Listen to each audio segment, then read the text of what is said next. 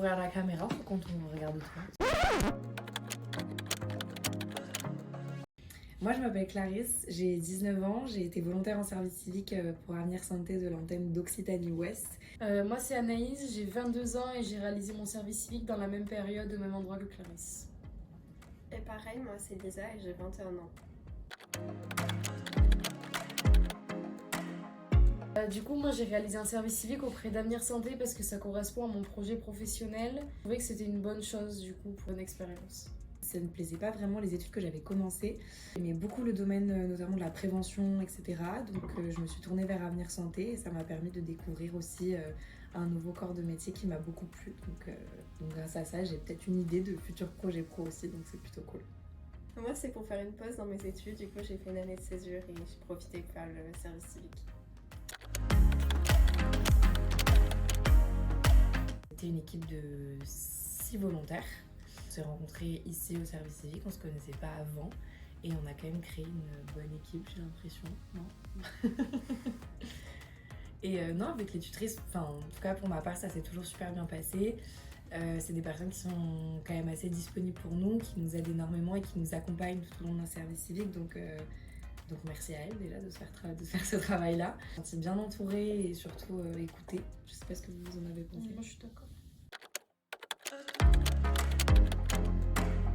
Mission, il y avait le fait de travailler un peu de la communication sur les réseaux sociaux, donc à travers des posts sur de la prévention ou de la réduction des risques, sur divers thèmes. Et on avait des stands à tenir, donc dans des lieux festifs, donc dans des crous ou dans des missions locales.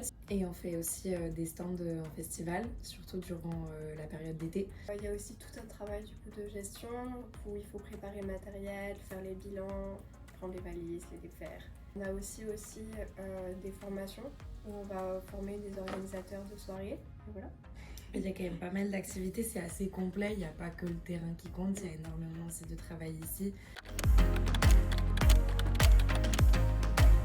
Moi personnellement ça m'a apporté pas mal de connaissances et de compétences pour ce que je veux faire après et du coup j'aimerais bien devenir psychologue en addictologie. Ça m'a apporté pas mal de connaissances sur tout ce qui est consommation, addiction, pour être plus préparée à de la prise en charge.